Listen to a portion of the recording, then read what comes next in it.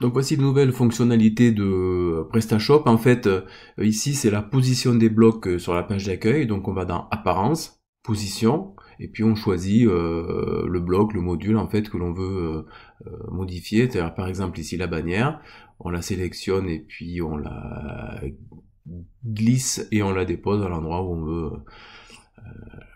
la mettre. D'accord? Et l'enregistrement se fait automatiquement. D'accord?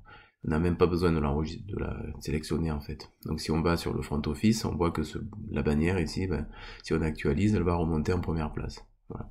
Et ça, on peut le faire en fait pour tous les blocs différents. Donc si on voulait chercher par exemple le bloc carrousel, bon ici c'est au même endroit, hein, mais il est là, et puis on le remonte. Puis là, on peut le baisser en dernière position.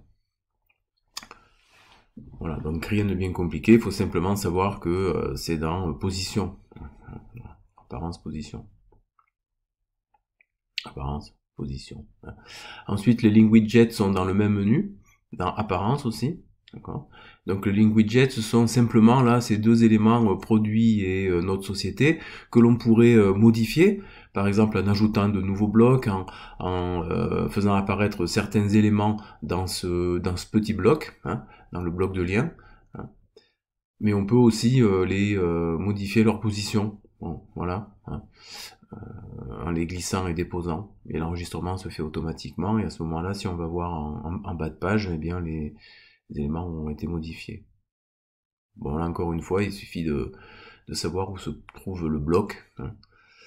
Link widget, donc dans apparence. Ensuite, des messages prédéfinis, donc dans SAV, on peut faire, il y a un message qui est déjà prédéfini, qui est retard, en cas de retard, et bien on peut créer, je sais pas, par exemple, un message prédéfini pour féliciter, par exemple, le client de son achat. Donc on va rédiger le message.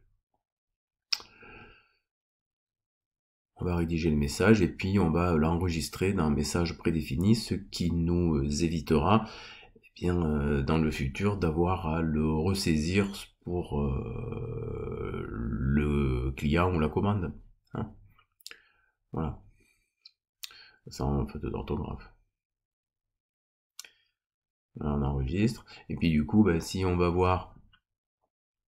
Donc là, on a nos deux messages. Hein. Donc si on va voir une commande, là, on a bien nos deux messages. Donc si on va voir une commande... Quand on clique sur la commande, là, si on veut modifier un petit peu la commande, eh bien, on va notamment trouver des messages, et ils sont ici, en fait, ces messages prédéfinis. Donc, on avait le félicitations, et on a aussi le retard. Hein, donc, les deux messages qui ont été prédéfinis. Voilà. Et puis, on peut l'envoyer, bien sûr, après. Au niveau du SAV, on peut modifier, alors déjà au niveau du retour produit, hein, puisque eh bien vous savez que là j'ai pris le thème de base, donc le retour n'est pas activé, et on peut modifier le nombre de jours dans lequel le client bénéficie du retour. Donc là 14 c'était la durée légale, mais on pourrait mettre plus. Voilà, c'était cet élément là. Et puis ensuite il va y avoir tous les éléments liés en fait au bloc. Donc on va moi je préfère aller dans thème et logo et page de configuration, et on retrouve les modules, tous les modules en fonction de la page que l'on veut modifier, hein, que ce soit la page d'accueil, que ce soit la page du produit ou la page des catégories. Voilà. Donc par exemple ici sur la page d'accueil, eh bien si on veut modifier le bloc texte, on choisit le bloc texte et on va le configurer. Voilà, donc le configurer, c'est-à-dire en fait modifier le texte de ce bloc. Bon là, ben, je supprime des éléments, mais on pourrait en rajouter bien sûr, hein, puis on enregistre. Et puis on peut retourner, bon là on va retourner sur la liste des modules, en fait. Alors chaque module, bien sûr, il y a configuré, mais on peut aussi le désactiver. Donc ça peut être une solution si on veut plus que le bloc apparaisse, que le module apparaisse. Voilà. Ensuite, c'est vrai qu'on peut aussi les chercher par gestionnaire de modules, hein, tous ces modules-là. Mais moi, je préfère par thème et logo. Notamment, par exemple, réassurance, ici, qui est dans le footer, hein, qui est dans le bas de page. On pourrait aussi aller le chercher par gestionnaire de modules. Donc là, pour le moment, on est dans réassurance, on l'a vu qu'il était dans thème et logo, mais si ici on saisit réassurance, dans module, eh bien on va pouvoir de la même façon le configurer. Ou le désactiver, ici le configurer. Donc il y a toujours ces deux chemins en fait. Ah oui, alors je vais ouvrir la page d'un produit pour faire afficher les... C'est ça, la réassurance là. Donc quand on est dans le module, on peut le désactiver ou on peut modifier l'élément. Par exemple ici, on pourrait franciser la politique de livraison.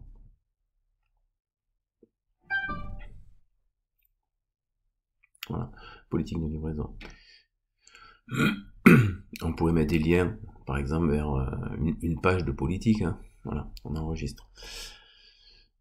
L'enregistrement. Voilà, une fois que l'enregistrement est fait, même si on va quand on va sur le front office, ces trois éléments ici, si on actualise, on voit que ça a été francisé, etc. On aurait pu mettre un lien, c'est vrai, sur politique de livraison.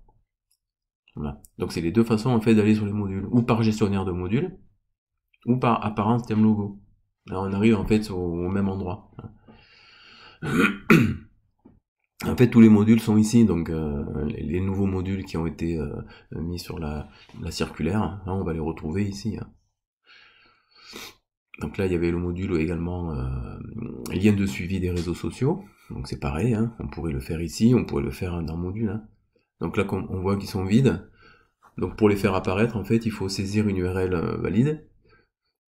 Et quand on saisit une URL valide et qu'on enregistre, bon, cette fois il faut enregistrer, c'est vrai que ça c'est un petit peu embêtant, des fois ça s'enregistre tout seul, des fois il faut enregistrer. Quand on va sur la page, et si on va en bas de page, on voit que le F de Facebook est apparu. Et quand on clique, eh bien on va aller sur le Facebook que l'on a saisi. Voilà. Alors ensuite il y avait un autre module à voir, donc on peut rester sur gestionnaire de modules. Les commentaires par exemple, mais on aurait pu aller aussi les chercher par l'apparence. Donc on configure ces commentaires. Là par exemple les commentaires par défaut, toc, on autorise les avis qui n'ont pas de compte client, donc là tout le monde pourra laisser un avis sur le produit. Donc on va les configurer ici, en changeant, on peut changer d'autres éléments, et on configure une fois qu'on a tout saisi. Voilà, ça c'était pour le commentaire. Ensuite, il y avait les chèques. Ah bah là, si je mets, je sais que ça va passer, voilà, le problème de gestionnaire de module ici, il faut vraiment saisir l'adresse exact sans faute d'orthographe, sinon il ne le cherche pas. Voilà, donc le chèque, c'est pareil, on va le configurer. On aurait pu le trouver chèque dans moyen de paiement aussi, également. C'est vrai que sur PrestaShop, il y a souvent plusieurs chemins pour trouver l'élément.